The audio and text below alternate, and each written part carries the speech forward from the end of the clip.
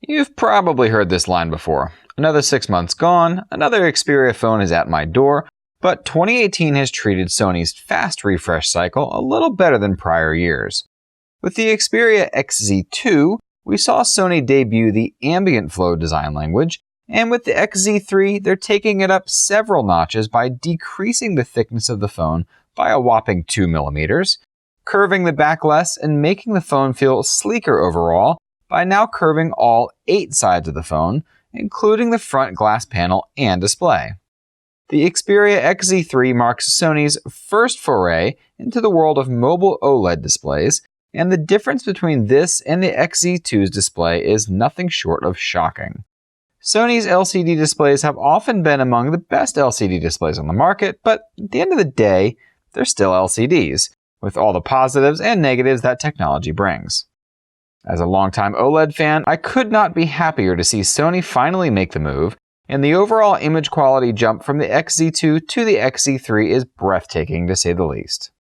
This panel is drop-dead gorgeous, amplified by the curved nature of the glass, which also bends the sides of the display down a bit, similar to Samsung's Galaxy S line in look and feel.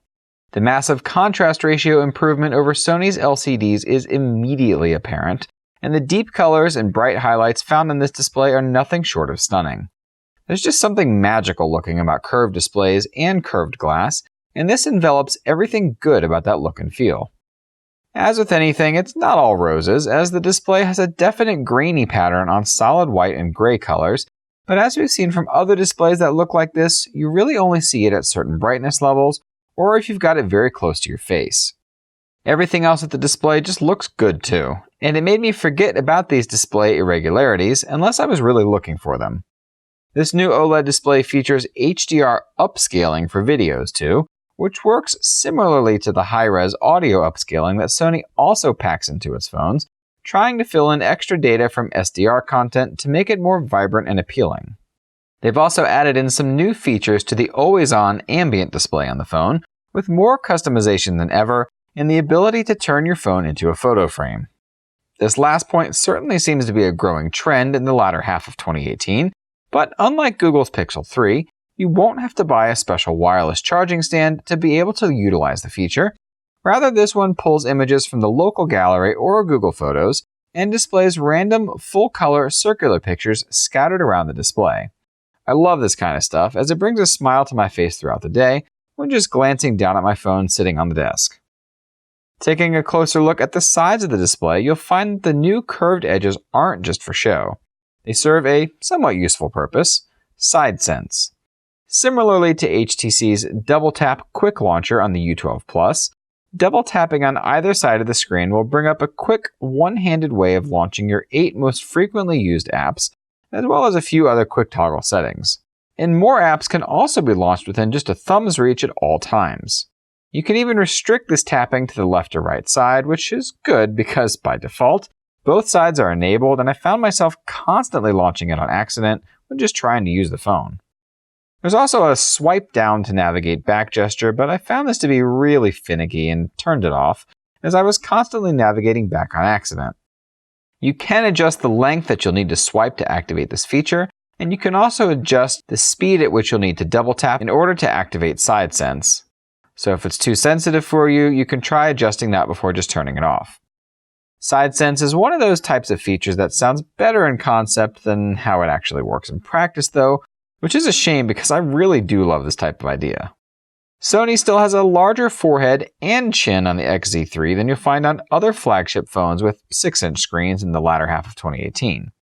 While the overall look of the phone certainly resembles the smaller Pixel 3 because of those larger top and bottom bezels, the curved edges all around helped distract from the size as they create a bit of a visual illusion, not too dissimilar to an infinite edge pool. All 8 edges are curved, like said before, front and back of the phone, and everything feels like one beautiful, cohesive design choice this time around, whereas this spring's Xperia XZ2 had a bit of a weird bulge on the back. That bulge has been reduced by 2mm, and overall this phone just feels considerably more sleek and beautiful than the XZ2, even though we still appreciated that design for certain aspects. Ironically, despite being 2mm thinner than the Xperia XZ2, The XZ3 features a larger 3300 mAh battery, still features wireless charging, IP68 water and dust resistance, a rear-mounted fingerprint scanner, the whole 9 yards really, and is even a few grams lighter than that phone too. It's a win-win-win situation on the design, and that includes the biggest reason for the larger bezels on the device, the stereo front-facing speakers. These stereo speakers are simply fantastic, and with the S-Force virtual surround sound, absolutely pummel most other smartphone speakers into the ground. Sony has been doing stereo front-facing speakers longer than anyone out there, and their expertise shows in the execution. The sound is full, rich, and handles complex audio better than the Pixel 3's excellent front-facing speakers, although the reproduction of sound on the low end is not quite as good as the Pixel 3. Still, every other measurement for quality favors the XZ3's speakers, and you'd be hard-pressed to not appreciate these even just the first time you listen to them. That unique dynamic vibration system is still here with the excellent vibration motors from the PS4 controller, vibrating and pulsing with the bassline in songs, and helping amplify explosions and other similar effects in videos and games by adding a new dimension to the sound, feeling. It's something that needs to be felt to be understood, but it's definitely something I kept toggle on while watching videos or playing games. There's no 3.5mm audio jack on the phone, which is more than a bummer for a number of reasons, but Sony seems to have improved its audio quality from the XZ2, a phone that felt like it was a step back in sound quality from the previous generation of Xperia devices that had a headphone jack. This time around, things seem to be back at the level of quality we expect from a Sony device, and I found the audio output to be noticeably better than the similarly priced Pixel 3, despite using the same 3.5mm to USB Type-C audio adapter. There's already a lot to like about the XZ3 at this point, and on the horsepower side of things, it's just about everything you'd expect from a fall 2018 flagship, but there's something curious that Sony kept that wasn't entirely expected and isn't exactly welcome at this price: 4 gigs of RAM. There's a 6 gig model available in some regions, but that really should have been the only model available, or at least the lowest configuration with this resolution screen. It's the same amount of RAM as the Xperia XZ2, of course, but with nearly double the pixel count on the display, 4 gigs of RAM really doesn't feel all that great for performance in multitasking. It's not quite to the level of reloading apps as the Pixel 3 XL is, but it's definitely not good either. This is a particular shame because Sony seems to agree with quite a few of us out there in our dissatisfaction with the overview redesign in Android 9 Pie, because it's still utilizing the Rolodex-style, vertically scrolling card interface for multitasking, as well as what have now become traditional software navigation buttons along the bottom. I'm not typically one of those if it ain't broke, don't fix it type of people, but in this case, Google's alternative just isn't a good one, and I couldn't be happier to see Sony sticking with what works rather than blindly following Google's lead at every whim. Some of the other nagging UI issues in Pie are still here though, including quick toggles that have reduced functionality over previous versions of Android, and having to swipe down twice just to open up settings. The rest of the positive changes are here though, including the awesome new animations throughout the system, adaptive battery tech, and the handy volume adjustment redesign, among plenty of other things too. Digital well-being isn't quite available yet, but is expected to make its way here after it's out of beta, and Sony is even back in the good graces of some US carriers with proper voice-over LTE support, although Wi-Fi calling is still unfortunately missing from some carriers, including T-Mobile US.